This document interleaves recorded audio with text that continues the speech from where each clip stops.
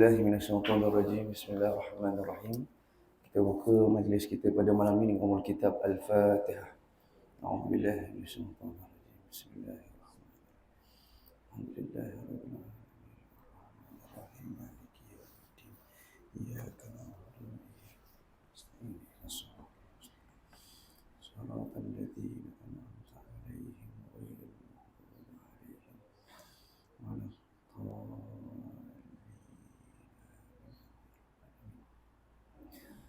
Alhamdulillah Rabbil Alamin. Wassalatu wassalamu ala ashrafil anbiya'i wal mursalin wa ala alihi wa sahbihi ajma'in. Qala rabbi shrah li sadri wa yassir li amri wahlul 'uqdatam min lisani yafqahu qawli. Subhanaka la 'ilma lana illa ma 'allamtana innaka antal 'alimul hakim.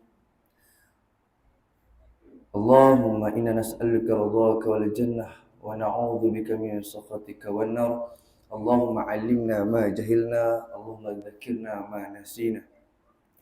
Subhanaka la 'ilma lana illa ma 'allamtana innaka antal 'alimul hakim. Rabbana atina fid dunya hasanah wa fil akhirati hasanah wa qina adzabannar. Wassallallahu ala sayyidina Muhammad wa ala alihi wa sahbihi wasallam.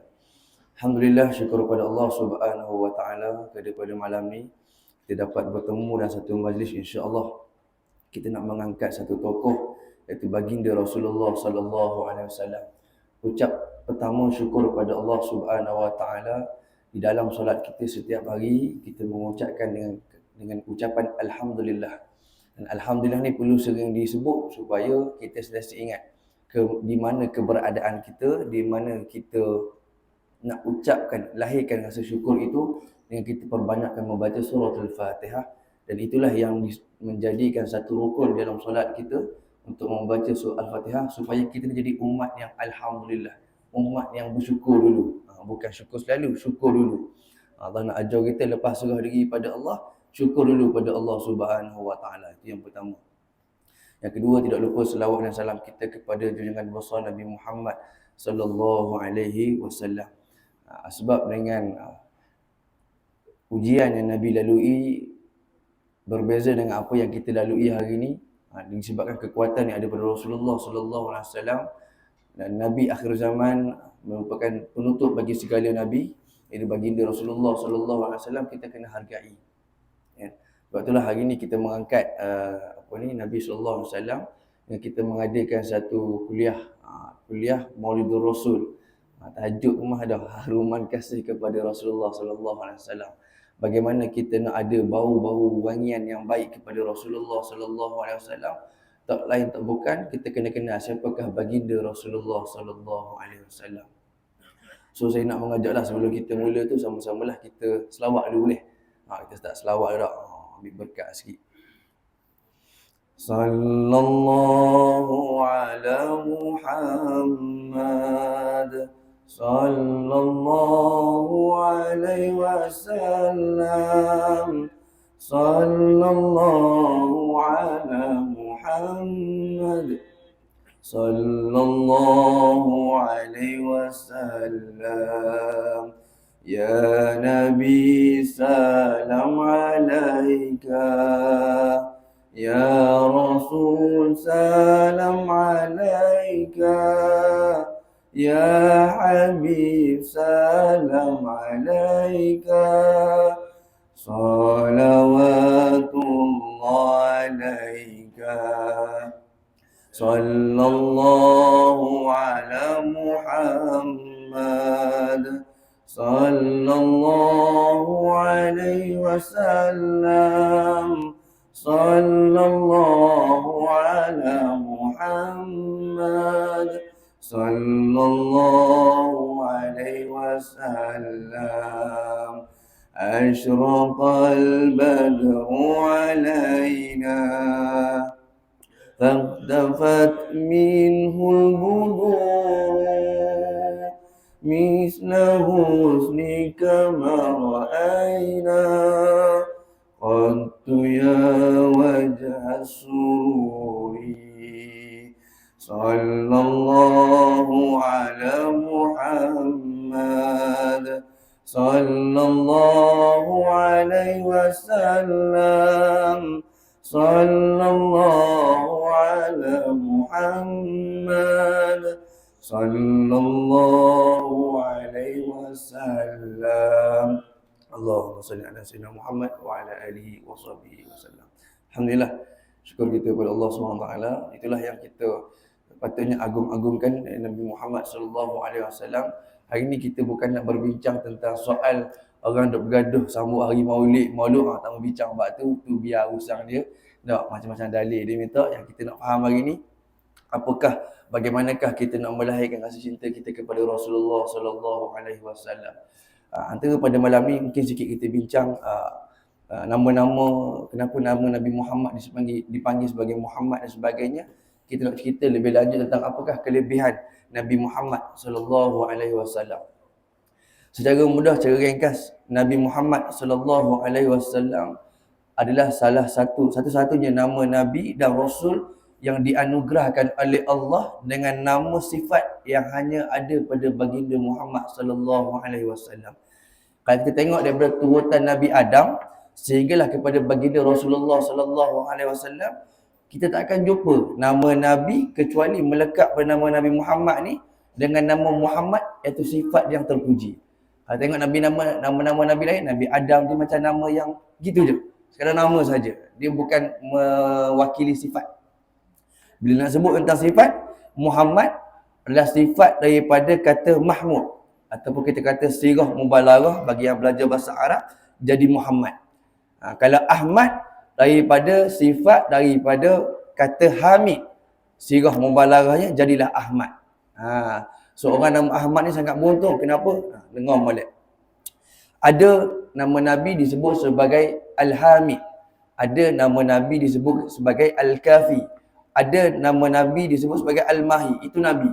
Semua yang nama melekat pada Rasulullah sallallahu alaihi wasallam ni, dia berbentuk nama sifat. Nak menunjukkan kepribadian yang ada pada Rasulullah tu diwakili dengan nama-nama yang baik. Itu satu. Dan Rasulullah sallallahu alaihi wasallam ni dia ada 5 nama yang popular. 3 nama disebut di dalam hadis dan 2 lagi dalam Al-Quranul Karim. Dan itu semua nama dia sifat hanya istimewa buat Nabi Muhammad sallallahu alaihi wasallam. Ini nak bagi tahu apa? Ini nak menunjukkan kepada kita semua kemuliaan itu hanya berhimpun di dalam baginda Rasulullah sallallahu alaihi wasallam.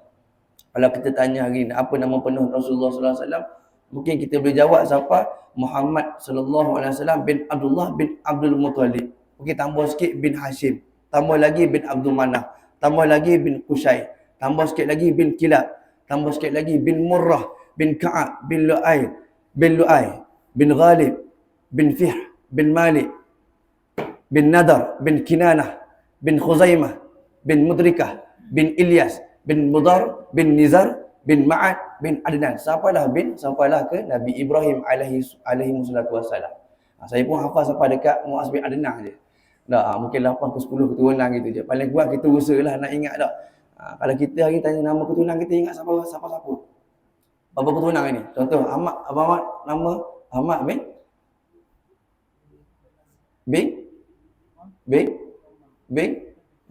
rasa 3-4 je. 3 ke 4 je biasa kita ingat. Tak apa, bagus tu, paling kurang kita tahu silsilah keturunan kita. Mari daripada mana, sebab penting. Ni jalur Nabi Muhammad sallallahu alaihi wasallam disambung dengan Nabi Ibrahim alaihi wassalatu wassalam.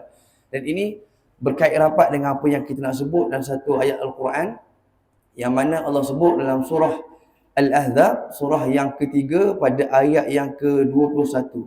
Allah sebut apa? Cari ayat. Surah Al-Ahzab, surah yang ke-33 ayat 21. A'udzubillahi minasyaitonirrajim. Bismillahirrahmanirrahim. Laqad kana lakum fi Rasulillahi uswatun hasanah liman kana yarjullaha wal yawmal akhir wa dzakarallaha katsira. Demi sesungguhnya adalah bagi kamu pada diri Rasulullah sallallahu alaihi wasallam itu contoh ikutan yang baik, iaitu bagi orang yang sentiasa mengharapkan keredaan Allah, pertama. Yang kedua, balasan baik pada hari akhirat. Dan yang ketiga, dia menyebut dan mengingati Allah sebanyak-banyaknya ketika mana dia senang dan ketika mana dia susah. Dalam ayat ni, Allah Ta'ala gunakan perkataan uswatun hasanah kepada Rasulullah sallallahu alaihi wasallam. Dalam Al-Quran, bila Allah Ta'ala sebut perkataan uswatun hasanah, dia mewakili dua orang. Pernah dengar lagi? Kalau sebut uswatun hasanah, biasanya orang akan sebut nama Nabi, betul tak? Dan dia lagi satu tokoh. Agak-agak siapa? Dalam Al-Quran, sebut uswatun hasanah, dua je nama yang akan disebut selepas uswatun hasanah tu. Pertama Nabi Muhammad, kedua Nabi Ibrahim alaihi wassalatu wassalam. Nak tengok mana? Tengok surah Mumtahanah pada ayat yang keempat. Surah Mumtahanah cerita tentang Nabi Ibrahim alaihi wassalatu wassalam. So bila dengar perkataan uswatun hasanah, dua tokoh yang disebut dalam Al-Quran yang berkait rapat dengan contoh tauladan yang baik. Yang pertama Nabi Ibrahim alaihi wassalatu wassalam, iaitu Khalilullah ataupun kita sebut Abul Anbiya, bapa kepada segala nabi.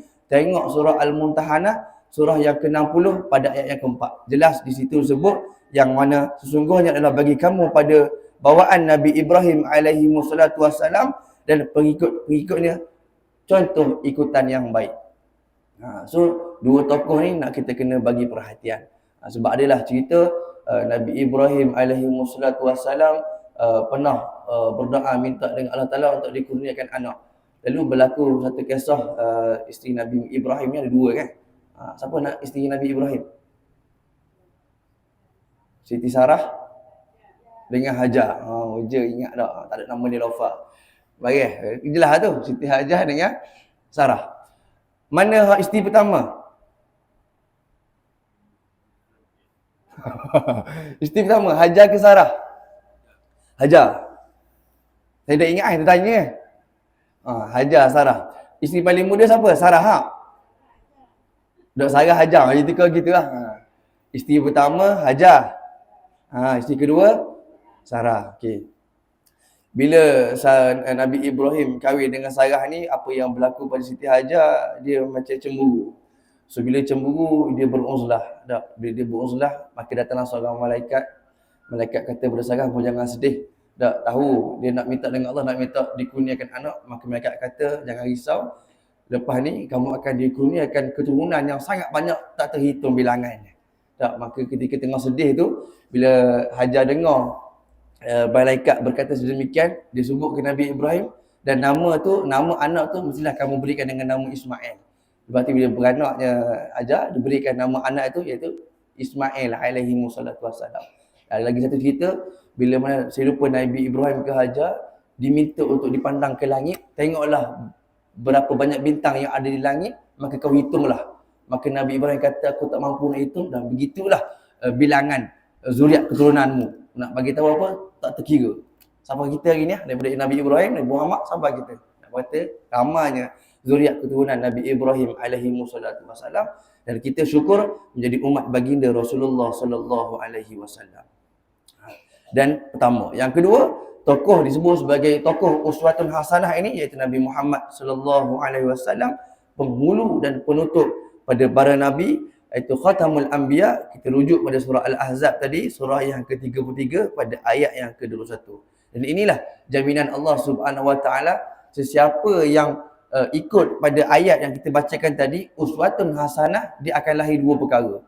Siapa yang ikut sungguh-sungguh tauladan Nabi, siapa yang ikut sungguh-sungguh cara Nabi makan, cara Nabi bangun, cara Nabi beribadah dan sebagainya, ikut sungguh-sungguh, ikut betul-betul, maka apa yang akan berlaku, orang ni pun akan jadi tauladan pada orang-orang yang lain. Itu satu. So maknanya bahasa mudah faham, kalau hari ni saya buat apa yang Rasul suruh, apa yang Allah perintah, saya ikut apa yang Nabi buat. 24 jam Nabi tu sama dengan apa yang saya cuba usahakan, maka insya-Allah orang-orang sekeliling kita, terutamanya orang-orang dalam rumah kita itu akan ikut seperti mana PA perangai kita. Tu pertama. Yang kedua, siapa yang betul-betul ikut sunnah Nabi sallallahu alaihi wasallam, dia ni nak bagi tahu Allah Taala akan bagi ganjaran yang sangat besar, iaitu pahala yang tak henti-henti. Sebab tu sebut tadi, bila mana dia mengingat Allah dengan sebanyak-banyaknya dalam keadaan senang maupun susah. So bila sebut uswatun hasanah, dia akan lahir dua perkara. Pertama, akan jadi tauladan pada orang sekeliling kita. Yang kedua, akan melahirkan pahala yang banyak. Sebab tu kita ni digalakkan untuk terus je buat baik. Walaupun kita ni tak berapa nak baik, tak apa, buat je.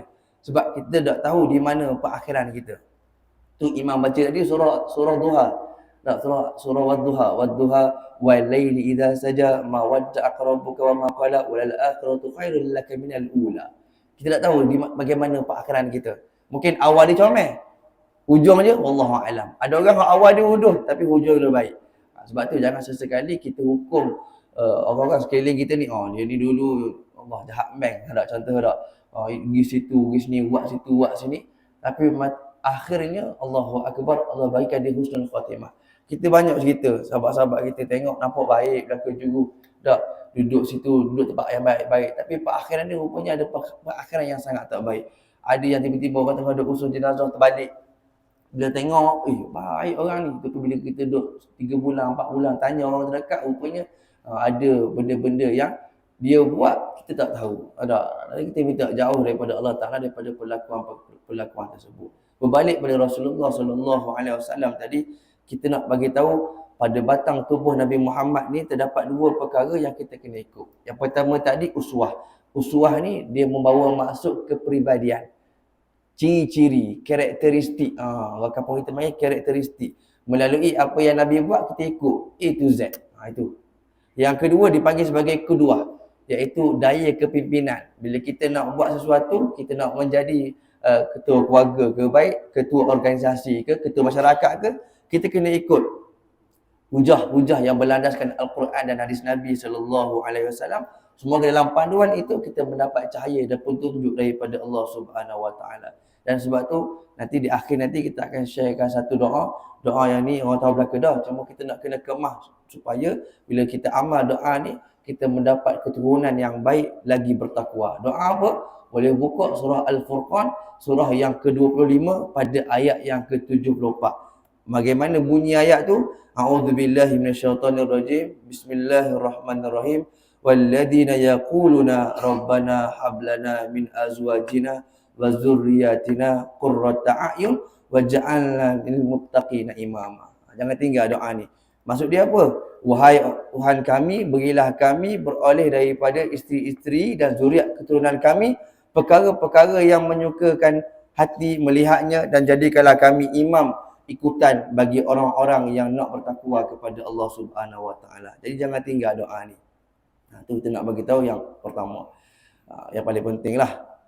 Kemudian bila sebut tentang Rasulullah sallallahu alaihi wasallam, tentang kelebihan yang kita nak sebut tadi tentang Nabi Muhammad sallallahu alaihi wasallam, apabila disebut dengan nama Nabi Muhammad, dia membawa maksud sifat tadi.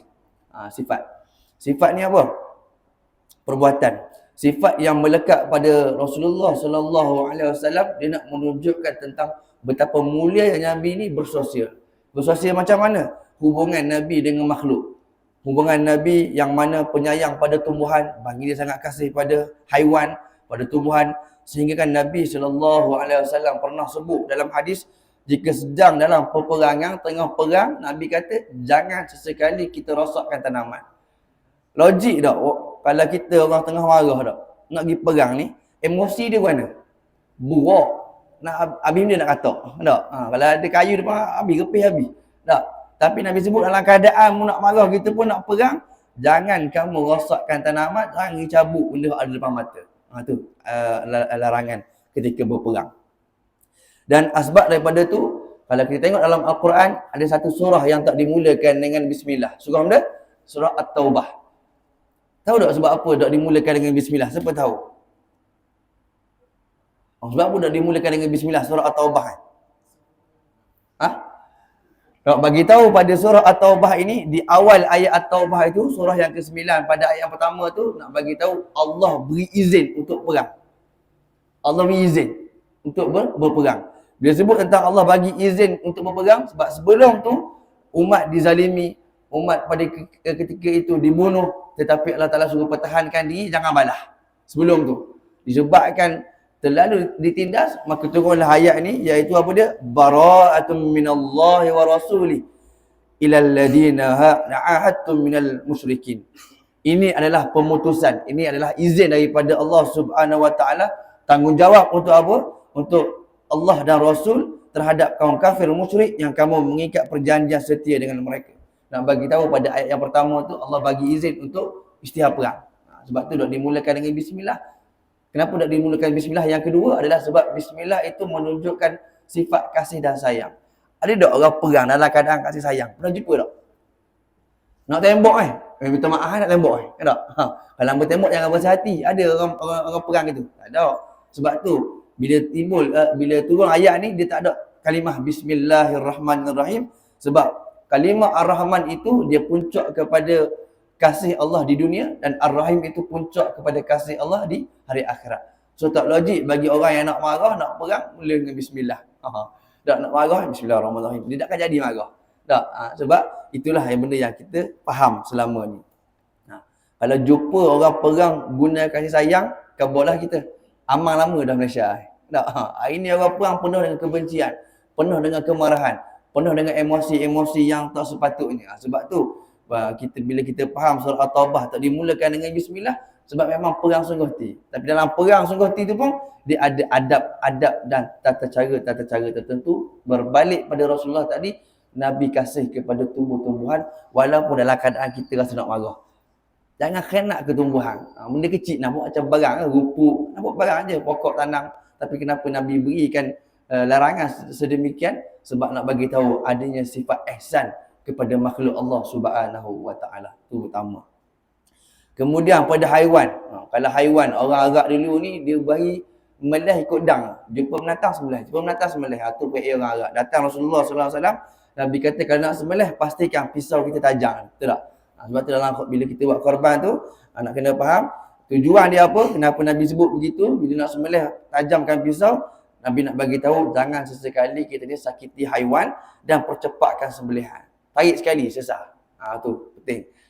Ini seperti yang diajar oleh baginda Rasulullah sallallahu alaihi wasallam dalam hadis yang diriwayatkan oleh Abi Ya'la bin Aus radhiyallahu anhu, sabda Nabi sallallahu alaihi wasallam, "Fa iza qataltum fa ahsinu qitlah wa iza zabahtum fahsinu zibhah." Apabila kamu membunuh ataupun menyembelih, maka sembelihlah dengan baik, dan apabila kamu menyembelih maka sembelihlah dengan baik. Nak bunuh dengan baik, sembelih dengan baik. Hadis riwayat Muslim. Dan hadis ni nak bagi tahu apa? Satu prinsip yang penting dalam agama kita, nak bagi tahu seruan kemuliaan daripada Nabi Muhammad sallallahu alaihi wasallam supaya kita sentiasa berlaku ihsan dalam setiap amalan. Daripada haiwan, daripada tumbuhan tadi sampai ke binatang, Nabi ni ihsan. Tak, ni. Itu baru haiwan, baru tumbuhan. Manusia lagi lah Nabi ni bersifat ihsan. Macam mana? Al-Quran mengakui secara tegas bahawa Nabi sallallahu alaihi wasallam memiliki akhlak yang sangat agung, yang kita lihat daripada surah Al-Qalam, surah yang ke-68 pada ayat yang keempat itu, wa innaka la'ala khuluqin azim. Sesungguhnya engkau yakni Muhammad berada di atas akhlak yang agung. Dan kata-kata ni bukan datang daripada sahabat-sahabat Nabi, tapi kata-kata ni datang daripada Allah Subhanahu wa taala. Sehingga kan Sa'ad bin Hisham bin Amir datang ke Madinah, dia bertemu dengan isteri Nabi iaitu Sayyidatina Aisyah. Dia bertanya kepada Sayyidatina Aisyah, "Ya Ummul Mukminin, ambiuni an khulqi Rasulullah sallallahu alaihi wasallam." Wahai Ummul Mukminin, ceritakan kepada kami tentang akhlak Rasulullah sallallahu alaihi wasallam. Pertama Aisyah jawab apa? Aisyah kata, "Adakah engkau tidak pernah membaca Al-Quran?" Maka jawab Sa'ad tadi, dia kata, "Ya, aku sentiasa membacanya." Lalu Aisyah kata, qalat fa inna khuluqun nabiy sallallahu alaihi wasallam kana al-Quran. Sesungguhnya akhlak Nabi sallallahu alaihi wasallam itu adalah Al-Quran. Hadis riwayat Muslim. Jelas lagi luar biasa kita tengok pada Rasulullah sallallahu alaihi wasallam, pada jiran tetangga dia dihargai, dak dijaga sungguh-sungguh, hatta musuh dia sekalipun dia tak buat balah. Tak. Musuh dia pun buat macam-macam ke dia. Kita bayangkan satu hari kita duduk kampung kita ni, kita kena halau. Kita lah, kata saya lah, contoh saya kena halau, kena caci, kena maki dak. Bila asbab kita buat apa yang Allah Taala suruh, tinggal apa yang Allah Taala larang ni, orang tak wahi kita. Dan sampai satu masa bila kita ada kuasa, kita ada pengaruh, kita balik semula kampung ni, agak-agak kita kawat benda. Sebelum tu orang usir, orang kata, "Ayo duduk kampung ni, serabut muka mu ni, duduk bising orang, duduk kuliah semua." Contoh tak? Contoh tak? Lepas tu satu hari kita balik sebab kita contohlah waktu tu pegang jadi Perdana Menteri yang ke-12, 13, 14, contoh tak waktu tu. Mari, hak ni serah halau aku itu. Kena balik kita halau semula, betul tak? Tapi Nabi sallallahu alaihi wasallam tak berakhlak sedemikian. ketika mana Nabi dihancurkan emosi dia ketika di Mekah, fizikal dia dihina dengan perbuatan yang melampau, sampai kata orang baling batu, macam-macam Nabi kena dihalau oleh orang kampung sendiri ni Nabi. Tak? Dan apa yang berlaku ni tempat yang sangat Nabi cinta, sehingga kan ketika mana dalam satu hijrah, tak? Nabi ketika dalam satu perjalanan tu Nabi nak meninggalkan Mekah, Nabi melalui satu kawasan yang dipanggil sebagai Juhfah. Nabi lalu tu, Nabi tengok belakang. Nabi sebut apa? Nabi kata, ma atyibuka min balaj wa man uhibbuki ilayya walaula an qaumika akhrajuni minka man sakantu ghairak. Aku tidak akan temui negeri yang lebih baik daripada Mekah, daripada engkau wahai Mekah, dan tidak ada negeri yang lebih aku sayang daripada Mekah. Walaula an qaumika akhrajni. Kalaulah kaum Quraisy tak halau aku, masakantu ghairak, mungkin aku ni akan tinggalkan negeri Mekah. Itu Nabi. Tak, disebabkan perintah Allah Taala, Nabi ni berhijrah juga, sebab itulah satu titik Allah nak bagi tahu bermulanya nak membina satu kekuatan, kita kena keluar. Sebab tu dalam sesi macam saya bertugas sebagai seorang kaunselor, ada orang kata itu kita buat sesi, kawan katalah kita buat sesi dengan para banduan. Ada seorang ni dia respon, dia kata, saya kalau balik kampung pun betul ke kebarangkalian untuk saya buat balik jenayah tu 90%, 99% dia kata. Sebab apa? Sebab orang kampung ni anggap saya ni banduan, orang dok pakar apa semua. Lepas tu bila kita dok buat hampir 30 orang klien ni, sama-sama kaunselor dok bincang, apa cara terbaik untuk mereka ni dok buat semula jenayah tadi. Bincang. Dan pada ketika itu bulan Muharram, selepas saya kuliah di mana, tak ingatlah, kuliah di luar, terbaca satu sirah Nabi sallallahu alaihi wasallam, peristiwa hijrah. Lepas Nabi duk kena kucar-kucar kan Nabi hijrah Rupanya peristiwa hijrah itulah yang perlu banduan dia buat. Dia kena buat apa? Dia jangan balik kampung dia. Lepas dia keluar daripada pintu jaga tu, dia kena buat apa? Dia kena pergi tempat lain. Pergi kampung lain yang orang tak kenal pun siapa dia. Janganlah dia pergi kampung orang lain tu, dia pergi cerita pula, saya ni bekas banduan je ya. Tak, orang ada mindset kalau sampai lalu lah. Tapi apa yang dia buat, yang dia boleh buat, dia duduk kampung lain. Contohlah, dia orang Terengganu. Keluar je daripada penjara Marang, contoh, pergilah duduk Kedah ke, duduk Selangor ke, duduk Penang ke, duduk tempat yang orang dah kenal dia, mulalah dia buat bekerja dan sebagainya. Binalah kredibiliti yang baru, binalah personality yang baik, orang tahu, oh ni budak baik. InsyaAllah, setakat ni bila kita tengok klien-klien kita yang buat benda ni, molek. Lepas dah comel tu, lepas 5-6 tahun, balik sebelah kampung, barulah orang kampung dia tengok, oh rupanya gini dah perangai dia, gini. Sebab apa?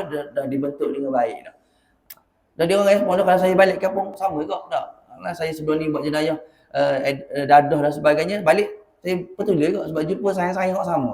Tak? Sebab tu, kalau saya dalam sesi saya kata, awak jangan balik kampung, pergi tempat lain. Kita ambil ibrah daripada peristiwa Nabi SAW. Nabi balik ke Mekah semula dalam keadaan Nabi dibangunkan kredibilitinya oleh Allah Subhanahu Wa Taala dalam peristiwa Fathul Mekah. Tak?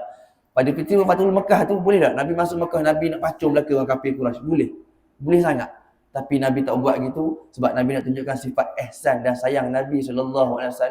Nabi kata, pada ketika itu aku maafkan kalian seperti mana Yusuf membebaskan adik-beradik dia.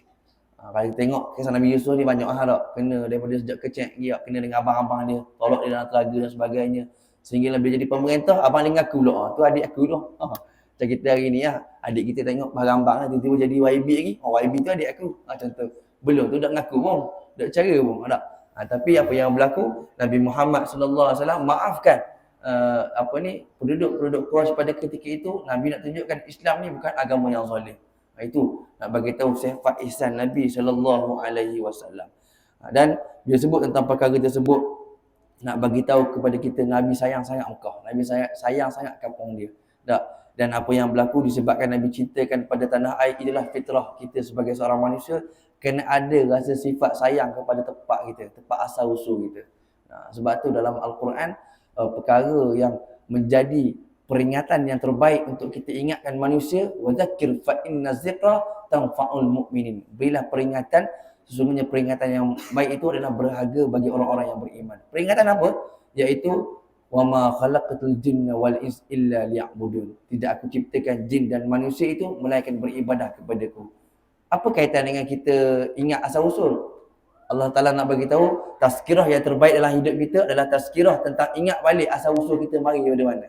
Nah, kalau kita lahir di kampung kita, maka usahalah untuk buat sesuatu untuk bantu komuniti kampung kita. Supaya apa? Itulah tanda kita menghargai sekecil-kecil nikmat yang telah Allah Ta'ala berikan kepada kita. Dengan apa? Kita bagi balik pada masyarakat. Apa yang kita ada ini bagi.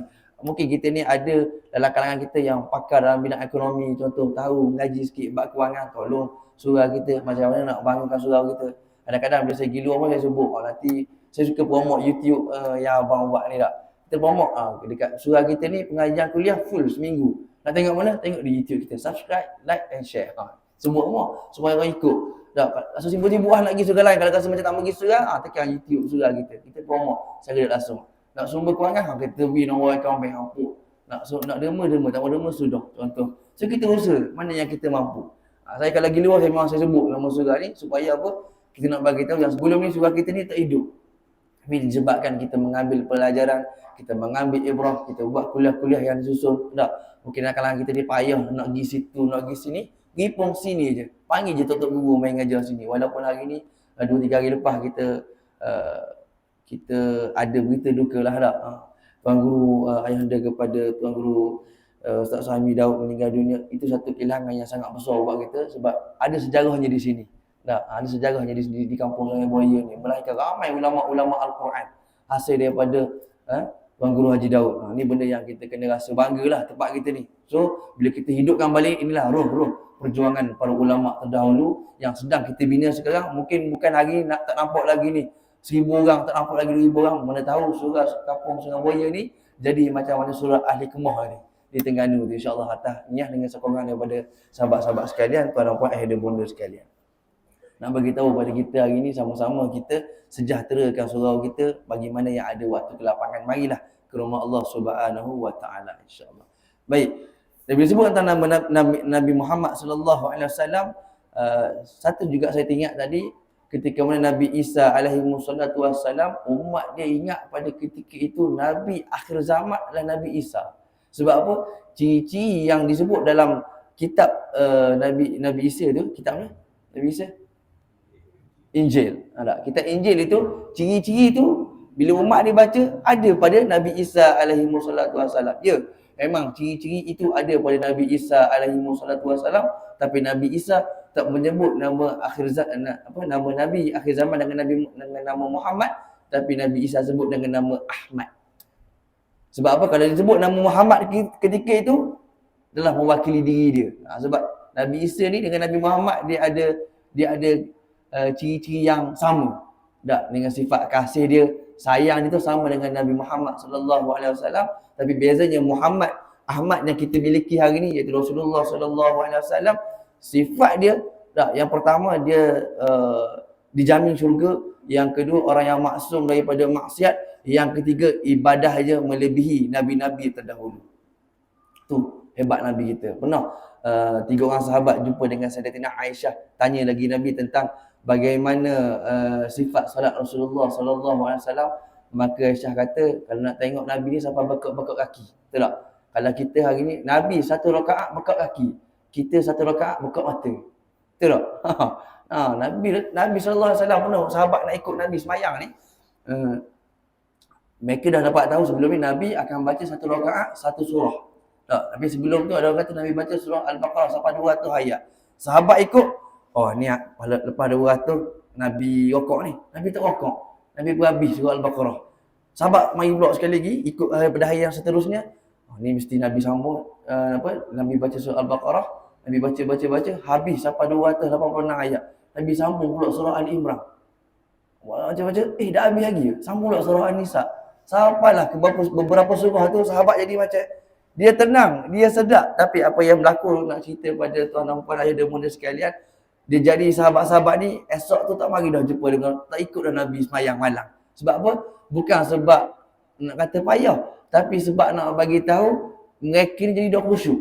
Sebab apa? Duk tunggu bila rokok. Ada tak rokok juga, tak rokok juga. Solat dengan Nabi ni tenang. Sebab tenang tu, siapa dah sedar Nabi baca surah Al-Baqarah tu habis, surah Al-Imran tu habis, surah An-Nisa tu habis, dah sedar. Tapi yang menjadi kejanggalan pada sahabat-sahabat Nabi, mereka duk tunggu bila Nabi nak wakaf.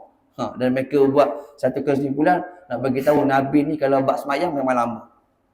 Tu pembelajaran dia. Nabi semayang memang lama. Sebab tu Aisyah kata Nabi satu rakaat bekak kaki.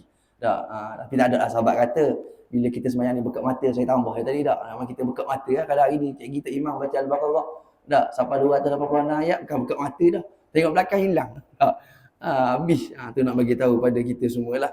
Tapi itulah Rasulullah SAW, ibadah dia melebihi nabi-nabi terdahulu. Itu yang kita nak kena faham. Dan itulah Nabi Muhammad ketika disebut dengan nama Ahmad sekali je dalam Quran. Saya sering baca ayat ini, iaitu surah Shah pada ayat yang ke-6. Wa idza qala Isa ibn Maryam ya bani Israil inni rasulullah ilaikum musaddiqan lima baina yadayya minat Taurah wa mubasysyiran bi rasulin ya'ti min ba'di ismuhu Ahmad falamma ja'ahum bil bayyinati qalu hadza sihrun mubin. Satu ayat ni yang cerita tentang Nabi Muhammad. Nabi Isa bagi tahu tentang Nabi akhir zaman itu, iaitu Ahmad. Itu Nabi kita Nabi Muhammad SAW nak menunjukkan dalam bahasa Arab ni, Nabi ni ibadah dia sangat-sangat kuat kepada Allah Subhanahu Wa Taala. Kalau kita tengok hari ni kenapa Nabi Isa tadi sebut Nabi Muhammad dengan nama Ahmad, tujuan nak bagi tahu pada umat dia, aku ni bukan bukan Nabi akhir zaman, tapi ada Nabi selepas aku, iaitu Nabi Muhammad sallallahu alaihi wasallam. Kemudian apa bukti tadi nak bagi tahu tentang Nabi Muhammad ni ibadah dia sangat tinggi pada Allah, tentang sifat solat Nabi tadi ya. Kalau kita baca dan nama Nabi Muhammad sallallahu alaihi wasallam dalam kitab Dalailul Khairat ada 201 nama. 201. Banyak ke tak banyak? Banyak. Bila sebut tentang nama Nabi banyak ni, ataupun kalau kita dengar nama orang tu ada banyak nama, hebat tak? Hebat tak? Contoh, abang orang sendiri orang panggil Ahmad, Dino orang panggil Albab, Dino orang panggil ni, banyak nama. Bila banyak nama tu, ni dak barang. Tak, duk kampung ni orang panggil lain, duk kampung ni orang panggil lain. Itu baru kita. Ini kan Nabi SAW. Antara nama Nabi yang mungkin kita boleh belajar sikit malam ni, ada 201 nama tu. Yang pertama nama Muhammad, yang kedua Ahmad, yang ketiga Hamid, yang keempat Mahmud, yang kelima Ahid, Wahid, Mahin, Hashir, Aqib, apa lagi Yasin, Tahir, Mutahhir, Tayyibun. Itu nama-nama Nabi Muhammad sallallahu alaihi wasallam. Muzammil, Abdullah, Mujib, Mujabun, Hafiyun, Haqqun, Qawiyun, Ni'matullah, Hadiyatullah, Siratullah, Siratul Mustaqim, Zikrullah, Hizbullah. Itu nama-nama Nabi sallallahu alaihi wasallam. Siapalah kedua-satu nama yang dirakamkan dalam kitab Dalailul Khairat. Inilah antara nama-nama yang nak cerita tentang sifat Rasulullah sallallahu alaihi wasallam. Nabi Muhammad sallallahu alaihi wasallam adalah manusia yang sangat istimewa dan termulia mengatasi semua makhluk Allah Subhanahu wa taala. Sebabkan sifat Nabi inilah yang kita rasa hari ni negara kita, kalau kita ni sangat rasa beruntung dengan negara Malaysia kita hari ni, sangat aman nak dibandingkan dengan negara-negara lain. Kita ni balah tapi balah dengan cara hak gitu je lah. Tak sekadar di media sosial macam hari ni. Apa yang berlaku, satu benda yang sangat kritikal bila mana kita terlalu memandang kata-kata orang terhadap kita. Contoh macam beberapa baru ni ada klien kita tu share rasa nak bunuh diri disebabkan dia tengok Facebook orang nak komen ke dia macam-macam. Dia up satu status, dia up status bagus, status tentang ajak orang buat baik, tapi orang komen bawah tu rasa nak acah baik lah, muka sama je bangang macam aku. Orang nak komen-komen benda gitu je, tapi dia pergi baca komen-komen tu rasa nak bunuh diri. Allahu Akbar. Betapa lemahnya kita hari ni. Dia sibuk dengar kata-kata orang. Wow, kenapa? Tak, fokus je dengan apa yang telah diberikan petunjuk oleh Allah Subhanahu Wa Taala. Mungkin kita kata senang sebab kita tak lalui ujian tu, tapi kita nak kena faham ujian yang diberikan oleh Allah Subhanahu Wa Taala kepada kita ni, kita kena hargai, kita kena rasa ujian itu merupakan satu nikmat. Kalau Nabi Ayub tak rasa ujian sakit itu sebagai satu nikmat, kita tak akan dapat belajar daripada Nabi Ayub. Yang Nabi Ayub tak minta sembuh daripada Allah, tapi Nabi Ayub minta kekuatan daripada Allah untuk teruskan berdakwah. Logiknya orang sakit minta sembuh tak, tapi Nabi Ayub tak, dia minta supaya Allah berikan dia kekuatan untuk teruskan berdakwah pada jalan Allah Subhanahu Wa Taala. Itu benda yang kita nak kena selarilah. Dan bila sebut tentang bagaimana nak ada rasa cinta pada Rasulullah sallallahu alaihi wasallam ini, kita nak kena lihat sifat-sifat yang ada pada Nabi sallallahu alaihi wasallam, dan kita kena bagi orang yang beriman dia ada beberapa perkara. Bila kita sebut tentang Rasulullah sallallahu alaihi wasallam, Dia dengar tentang ciri-ciri Nabi, pertama dia boleh menambah iman. Itu pertama, tambah iman. Sesungguhnya seseorang Muslim setiap kali bertambah makrifahnya kepada Nabi SAW, keadaan dia, sifat-sifat dia, kenal secara terperinci, maka bertambah kukuh dalam hatinya cinta pada Rasulullah SAW. Utama. Kan? Itu benda-benda yang kita nak bagi tahu lah. Dari sebut tentang Nabi Muhammad SAW, Nabi Muhammad ni sangat cantik tubuh badan dia. Menurut penulis buku ni banyaklah cerita pasal Nabi Muhammad ni, kita dengar banyak dah. Cuma kita nak cerita hari ni apa yang boleh kita bawa balik. Tak, disebut tentang sifat ihsan. Kita sesama masyarakat kita, dalam keluarga kita baik, bagaimana ihsan yang kita tunjukkan pada orang sekeliling. Adakah ihsan itu mengikut sifat-sifat yang ada pada Rasulullah SAW. Sehingga kan ada seorang sahabat Nabi, dia terlalu cintakan Rasulullah SAW. Sampai Nabi boleh cang. Saya pernah cerita sebelum ni kan. Siapa dia? Kalau duduk sebelah kanan sekali kalau tempat sembahyang masjid Nabi tu. Nama apa? Dah ingat lah. Saya pun dah ingat. Ada seorang sahabat Nabi tu, Saufan Athuri, ke apa nama? Ada ingat, lebih kurang gitu nama dia tak? Dia ni sampai Nabi cang dia. Kalau mari masjid aku ni, dia akan duduk ujung sekali belah kanan. Tak, sampai satu hari dia tak mari. Tak, nak bagi tahunya dia cinta pada Rasulullah SAW. Dia kalau boleh setiap hari nak tengok muka Nabi. Dan dia tanya, kalau aku mati ni aku jumpa tak Rasulullah SAW? Nabi kata kita jumpa. Dia jumpa di syurga Allah Subhanahu Wa Taala. Tu sahabat Nabi, level dia. Bilal, ni kita dengar sama dah. Bilal bin Rabah. Tak, selepas dia wafat Nabi Muhammad SAW, dia keluar daripada Madinah. Tak, pergi melarikan diri, dia pergi buat hal dia pindah ke Syam dan sebagainya. Tak, lalu bila zaman Sayyidina Umar cari dia balik. Tak, dan dia sampai ke Madinah. Ketika itu nampak cucu Nabi SAW, Sayyidina Hasan dan juga Husain datang peluk Bilal. Tak, minta pada Bilal ni untuk azan. Tak, bila Bilal naik ke tempat yang dilaungkan azan itu, terkejut seluruh penduduk Madinah ketika itu, ingatkan Nabi hidup balik. Sebab apa? Sebab dengar suara azan yang pernah diazan zaman Rasulullah SAW. Tapi apa yang berlaku, bila sampai je dekat kalimah asyhadu anna Muhammadar Rasulullah tu, tak dapat habis bacaan kalimah tersebut, Bilal rebah. Sebab Bilal kata, bila aku nak sebut je asyhadu anna Muhammadar Rasulullah tu, dia nampak Nabi Muhammad SAW jalan nak mari masjid. Tak, nak betapa rindunya sahabat kepada Rasulullah SAW, dan rindu yang samalah yang kita nak titipkan diri kita cinta pada Rasulullah SAW. Memang kena banyak baca. Memang kena banyak baca tentang biratan Nabi SAW. Dok dang nak baca, nak tunggu kuliah, dia takkan cukup. Memang kena belek. Macam saya sendiri pun, kalau setakat ni ikut bulan-bulan Islam, setiap bulan-bulan Islam dia akan ada peristiwa, betul? Dia akan ada peristiwa ni, kita kena rajin baca. Memang kena rajin baca. Oh, malah kena rajin kok. Tak. Bila ni mudah dah. Buku-buku ni, nak tengok buku biratan Nabi Muhammad, penuh dah orang tulis. Tunggu kita baca, belek. Tak, sirah, macam-macam sirah ada, kena cari, kena rajin. Tak. Paling penting sekali, kita boleh ingat, paling komang lah, kita usaha untuk ingat sedikit silsilah Nabi Muhammad SAW. Tak, nama Nabi tadi, tak. Nama penuh Nabi tu Nabi Muhammad sallallahu alaihi wasallam bin Abdullah bin Abdul Muttalib, sampailah ke adenan paling kurang kita usaha untuk ingat. Supaya, sebab apa? Sebab kita antara umat akhir zaman yang diberikan syafaat oleh Rasulullah sallallahu alaihi wasallam. Tak, ada satu ketika nanti ada umat pergi jumpa dengan Nabi Ibrahim, jumpa dengan Nabi Isa, jumpa dengan Nabi Musa. Dia kata tak boleh, aku tak boleh bagi syafaat. Aku kena pergi jumpa dengan Muhammad. Nabi Muhammad jumpa dengan Allah. Allah Ta'ala, Nabi dah kata minta izin untuk bagi syafaat. Allah kata, mungkin carilah hamba-Mu yang mungkin dia buat kebaikan sebesar zarah. Maka Nabi pun pergi turun ke neraka, tarik bagi syafaat, naik. Maka ada lagi yang minta dengan Nabi bagi lagi syafaat. Nabi jumpa lagi dengan Allah. Allah kata, carilah siapa-siapa dalam kalangan umat-Mu yang buat kebaikan sebesar biji sawi. Maka Nabi pergi cari. Dan sampailah akhir cerita tu ada 4 peringkat. Allah Ta'ala kata, sesiapa umat-Mu yang matinya ataupun dia paling kurang lah dia menyebut kalimah la ilaha illallah, maka dia mendapat syafaat-Mu Rasulullah sallallahu alaihi wasallam. Sebab tu kita ini jangan tinggal zikir la ilaha illallah. La ilaha illallah. Jangan tinggal zikir itu. Moga-moga di perakhiran kita itu perakhiran yang baik, husnul khatimah, dengan kita boleh menyebut kalimah la ilaha illallah. InsyaAllah moga-moga dengan asbab kita adanya sedikit kisah-kisah yang kita bawakan pada hari ini, Banyak kalau kita nak cerita pasal Rasulullah sallallahu alaihi wasallam ni, sifat-sifat zahir dia, bagaimana rupa Nabi sallallahu alaihi wasallam, rambut Nabi ni tak panjang, tak pendek, Nabi ni tak tinggi, tak rendah, sederhana. Tapi orang tengok Nabi, orang akan rasa gerung. Tak, macam-macam kita boleh tengok. Boleh tengok yang sesuatu, insya-Allah dia akan membuatkan kita lebih cinta pada Rasulullah sallallahu alaihi wasallam. Bahasa mudahnya ginilah.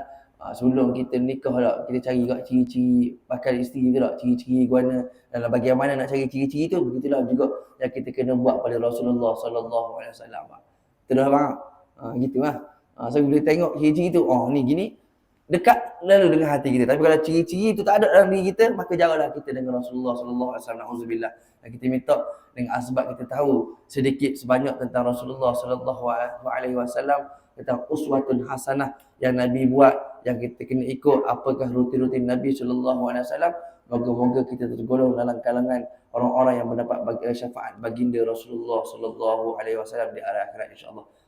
So akhirnya perbanyakkan selawat kita kepada Nabi Muhammad. Allahumma salli ala Muhammad wa ala alihi wa sahbihi wasallam. Semoga dengan perbanyakkan selawat tu, kalau boleh sehari paling komang ni, kalau boleh lah, kalau boleh ke, bolehkan diri untuk paling kurang tak, setiap kali solat tu 100 kali selawat. Sekejap je. Tak, selawat paling kurang, selawat, perbanyakkan selawat. Moga-moga dengan asbab kita selawat tu, sekali lagi kita mendapat syafaat daripada Rasulullah sallallahu alaihi wasallam. Saya rasa itu saja, kita pun dah insya-Allah. Kita insya-Allah kita tangguh dulu majlis kita dengan tasbih kafarah dan juga surah Subhanakallahumma wa bihamdika la ilaha illa anta astaghfiruka wa atubu ilaik. Wa assalamu alaikum A'udzu billahi minasyaitonir rajim. Bismillahirrahmanirrahim. Alhamdulillahi rabbil alamin wassalatu wassalamu ala asyrafil anbiya'i wal mursalin wa ala alihi wa sahbihi ajma'in. Allahumma ij'al jam'ana hadza jam'an mubarakan marhuma wa tafarraqana min ba'dihi tafarruqan ma'suma wa la taj'alhuma fina wa la ma'ana shaqiyyan wa la mahruma. Rabbana 'alaika tawakkalna wa ilaika anabna wa ilaikal masir. Allahumma tawwil a'marana wa sahhih ajsadana wa thabbit imanana ووسع أرزاقنا وحسن أخلاقنا ونور قلوبنا برحمتك يا أرحم الراحمين. اللهم اجعلنا من أهل الخير، اللهم اجعلنا من أهل البركة، اللهم اجعلنا من أهل المغفرة، اللهم اجعلنا من أهل الجنة، واجعلنا من أهل الفردوس الأعلى برحمتك يا أرحم الراحمين. اللهم اجعل مجلسنا هذا مجلسا مباركا لأصحابنا وأهلنا وجيراننا وضيوفنا برحمتك يا أرحم الراحمين. اللهم ربنا آتنا من لدنك رحمة وهيئ لنا من أمرنا رشدا. ربنا آتنا في الدنيا حسنة وفي الآخرة حسنة وقنا عذاب النار. وصلى الله على سيدنا محمد وعلى آله وصحبه وسلم والحمد لله رب العالمين. تقبل الله منكم.